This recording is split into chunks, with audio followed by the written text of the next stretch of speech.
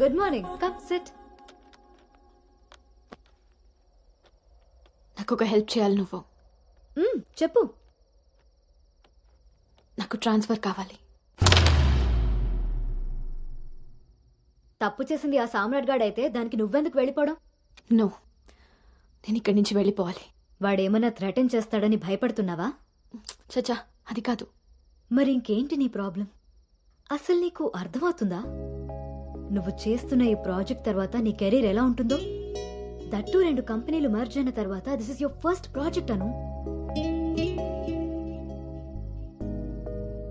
రిషి మళ్ళీ నీ లైఫ్ లోకి వచ్చాడా?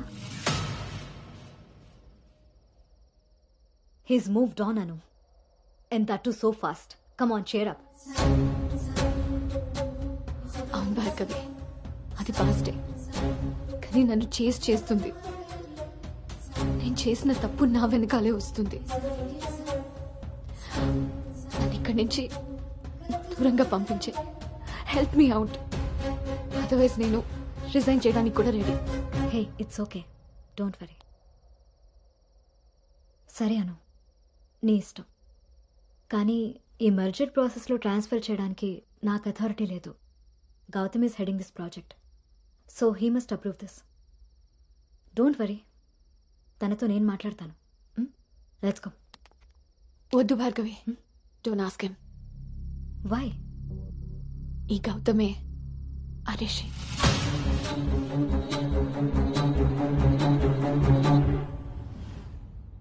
సో నువ్వు వాడిని ఫేస్ చేయలేక దూరంగా పారిపోవాలనుకుంటున్నావు. తను నిన్నేమన్నా ఇబ్బంది పెడుతున్నాడా? లేదు.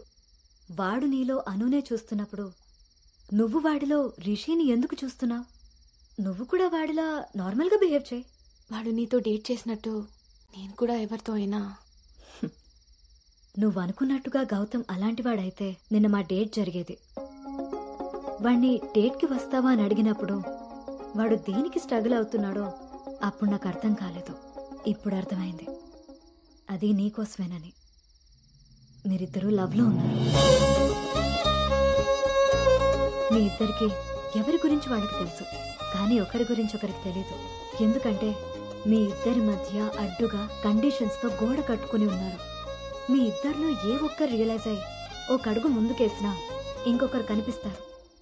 గౌతమ్ వల్ల స్ట్రగుల్ అవుతున్నానని తెలిసిన నాకు గౌతమ్ మీద ప్రేమ ఉంటే తెలీదా? తెలీదు. ఎందుకంటే నువ్వు స్ట్రగుల్ అవుతున్నది గౌతమ్ వల్ల కాదు, రిషితో నీకున్న రిలేషన్షిప్ వల్ల. అది నువ్వు తప్పని ఫీల్ అవుతున్నావు కాబట్టి. అసలు అది తప్పే కాదు కాబట్టి నీకు తెలియకుండానే నీలో రియలైజేషన్ వచ్చింది. అదే మీ నాన్నకి చెప్పావు. గౌతమ్ని వద్దంటున్నావు, కానీ గౌతమ్ లాంటి వాడు కావాలంటున్నావు. అను, నువ్వు హైదరాబాద్లో ఉన్నన్ని రోజులు నీ వయసు చేసిన ప్రెషర్ని నీ మనసు కంట్రోల్ చేసింది. కానీ ఆ రోజు ట్రైన్లో చూసింది 10th లో యాక్సిడెంటల్గా ఫస్ట్ కిస్ చేసిన గౌతమ్నే అని తెలిసాక నీ వయసు నీ మనసుకి తోడై తన మీద నీకున్న లవ్ని కన్విన్స్ చేసి తనతో రొమాన్స్ చేసేలా చేసింది. ఇప్పటి వరకు మీ ఇద్దరి మధ్య ఉన్న ఈ రిలేషన్షిప్ని నువ్వు లస్ట్ అనుకుంటున్నావు, కానీ అది లవ్. దానికి దీనికి తేడా నాకు నీకు ఉన్నంత. తెలియక జరిగిన పొరపాటుని తెలిసాక కూడా తప్పుగా మిగిలిపోనివ్వద్దు. గౌతమ్ నేను ప్రాజెక్ట్ పని మీద గోవా వెళ్తున్నా. నేను వెళ్తే మన కంపెనీకి ప్రాజెక్ట్ వస్తుంది. అదే నువ్వెళ్తే నీ లైఫ్కి ఒక క్లారిటీ వస్తుంది. ఇన్నాళ్ళు మీ శరీరాలు మాట్లాడుకున్నాయి, ఒక్కసారి మీ మనసులు మాట్లాడుకునే అవకాశం ఇస్తే నువ్వున్న డైలమాకి సమాధానం దొరుకుతుంది.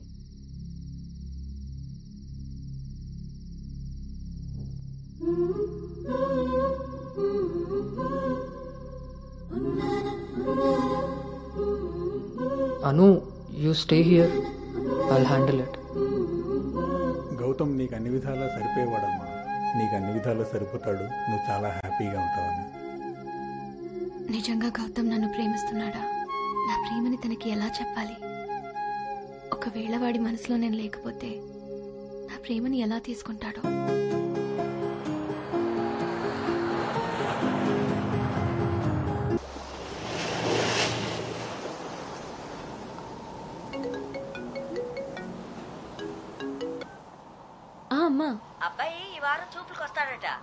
ఇప్పుడే ఫోన్ వచ్చింది. నీకేం పనులున్నా త్వరగా తెలుసుకుని వచ్చేయి. వినపడుతుందా? అను అను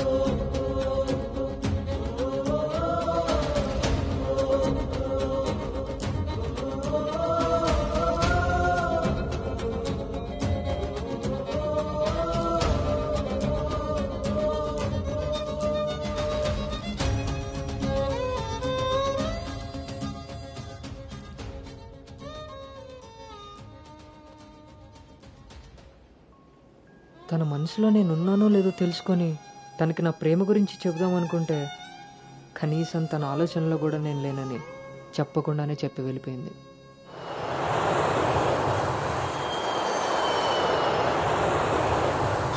కలర్ పెరగడానికి చూసినట్టు హైట్ పెరగడానికి కూడా ఏమైనా ఉంటే బాగున్నావు.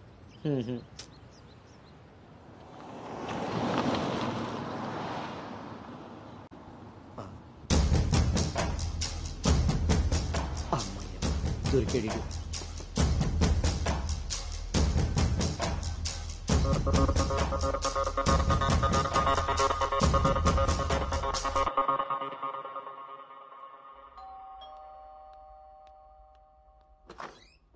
హాయ్. నాన్నా, ఏంటి సర్ప్రైజ్? కూర్చో నాన్నా.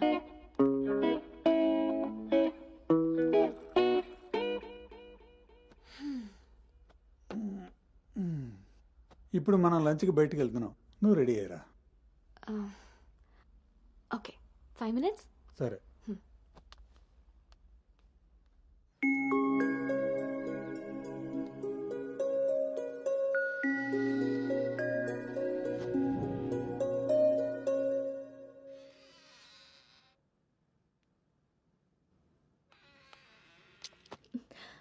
Hi. Hi. Tea? No thanks. Hello, ఎక్కడున్నావురా? అది లేదు ఇది లేదు, నువ్వు అర్జెంటుగా నువ్వు హోటల్కి రా. అర్థమైందా? ఓకే.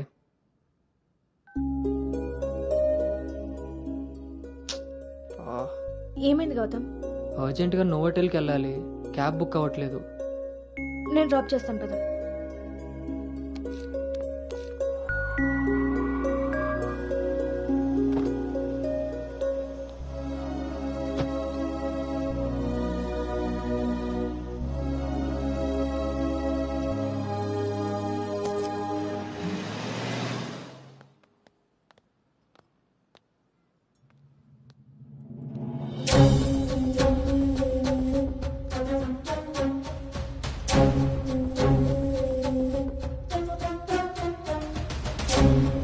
హలో అండి. హాయ్ అండి. కూర్చో బాబు.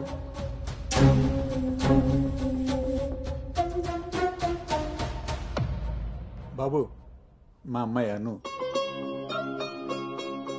నా మేనల్లుడు గౌతమ్. మా అమ్మాయి ఇక్కడే స్మార్ట్ వర్క్ సొల్యూషన్స్లో వర్క్ చేస్తాం. ఓహో, ఏం కావాలి బాబు? ప్రైవసీ కావాలన్నగారు. మనం వీళ్ళకి పెళ్లి చూపులు అరేంజ్ చేసి మనం వాళ్ళనే చూస్తూ కూర్చుంటే ఇంకా వాళ్ళు ఏం మాట్లాడుకుంటారు? ఓ కదా, పదండి రండి. వెళ్దాం.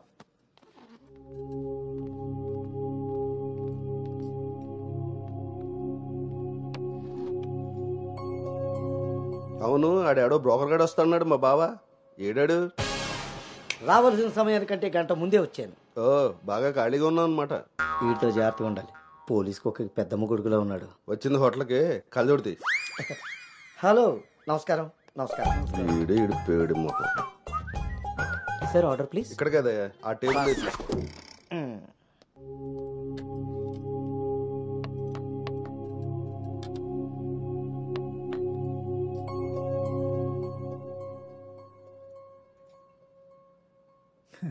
మేము మా అమ్మాయిని చుట్టూ ఉన్న ప్రపంచం తెలియకుండా పెంచితే మీరు మీ అబ్బాయిని అసలు ప్రపంచం అనేదే తెలియకుండా పెంచారే. కరెక్ట్గా చెప్పారు. అందుకే ఎదురుగా ఉన్న మీ అమ్మాయిని చూడటం అనేసి నేల చూపులు చూస్తున్నాడు యాదవ. ఇక జీవితంలో అప్పులు చేయకూడదు. ముందు సాలిపేట ఎర్రాజుగాడి అకౌంట్ సెటిల్ చేయాలి. ఎస్.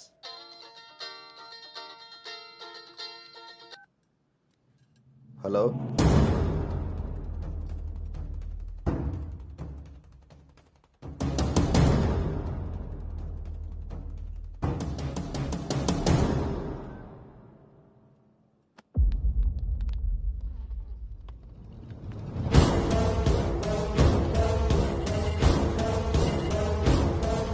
పోరా. నువ్వు హైదరాబాద్ వచ్చి ఎన్ని రోజులైందమ్మా? 7 months అంకుల్. నీకు రిషి అప్పుడే బోర్ కొట్టేశాడా? మా వాడితో పెళ్లి చూపులకి రెడీ అయిపోయావు. రిషి తెలుసా లేదా?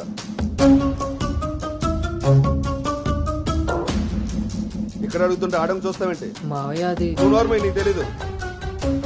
రిషి తెలుసా లేదా? రాజా ఈ రోజు మన దేర్రా. మావయ్య ఒకసారి చెప్పి. ఏయ్, నువ్వు నార్మల్, ఇంకోసారి మాట్లాడావంటే నేను వెళ్ళిపోతా. సార్ ఏం జరిగిందండి? ఏయ్, నువ్వు ఉండవయ్యా. నీకు తెలుసా లేదా? నిన్నే అడుగుతున్నా.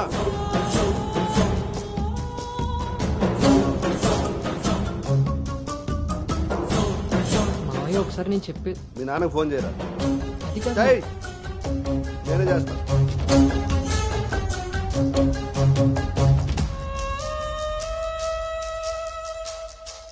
ఇక్కడ ఏదో పులిహోర అయినట్టుంది. వీళ్ళిద్దరికి తలంబరాలు వేయించడం కంటే నేను వెళ్ళి తాలింపు వేసుకోవడం బెటర్లా ఉంది. చె తినమ్మ జీవితం మొత్తం రివర్స్ అయిపోయింది. అదేం నోటితో వాగిందో అదే జరిగింది. నేను వీళ్ళకి మనవాడిని మాత్రమే పరిచయం చేశాను, కానీ వీళ్ళు వాళ్ళకున్న చాలా కొత్త యాంగిల్ చూపించారు బావా. మీరు మంచోళ్ళు కాబట్టి ఆ రోజు పెళ్లి చూపుల్లో కళ్ళు తిరిగి పడిపోతే ఒంట్లో బాగోలేక పడిపోయింది అనుకున్నారు. ఒళ్ళు కొవ్వెక్కి కొట్టుకుని పడిపోయిందని తెలుసుకోలేకపోయారు. ఊళ్ళో పెట్టాల్సిన పెళ్లి చూపులు గుట్టు చప్పుడు కాకుండా ఇక్కడెందుకు పెట్టారో తెలుసా బావా? నలుగురికి తెలిసేలా అక్కడ పెడితే ఈవిడి గారి బాగోతం మనకెక్కడ తెలుస్తుందో అని జాగ్రత్తగా ప్లాన్ చేసి మీకు సంబంధం లేని ఒకటి మీకు మనవని చేద్దామని చూస్తున్నారు. అంతే బావా. అలాగే మావయ్య అది మా కాదు. బావ ఈ సంబంధం క్యాన్సిల్ అని చెప్పాడు. మావయ్య నేను చెప్పేది ఒకసారి. మూసుకుని రారా. వీళ్ళది ఒక ఫ్యామిలీ, మళ్ళీ వీళ్ళకి సంబంధాలు. ఎవరైనా మన మాట అన్నప్పుడు మనకు కోపం వస్తే ఆ మాట అబద్ధం, బాధ వస్తే ఆ మాట నిజం. మీరేం ఫీల్ అవుతున్నారో ఆలోచిస్తే మీకే అర్థం అవుతుంది నేను అన్న మాటలు అబద్ధాలా నిజాలా అని. నువ్వు రారా.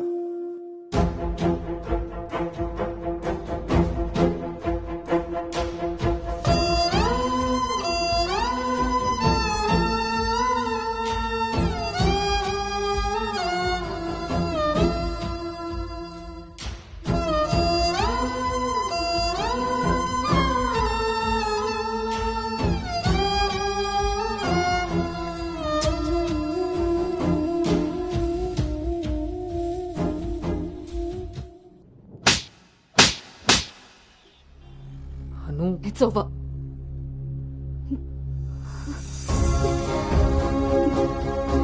ఏ నమ్మకంతో అయితే నీతో ట్రావెల్ చేశానో ఆ నమ్మకాన్ని చంపేశావు. అసలు నీకు నాకు తప్ప తెలియని రిషి బయటికి ఎలా వచ్చాడు?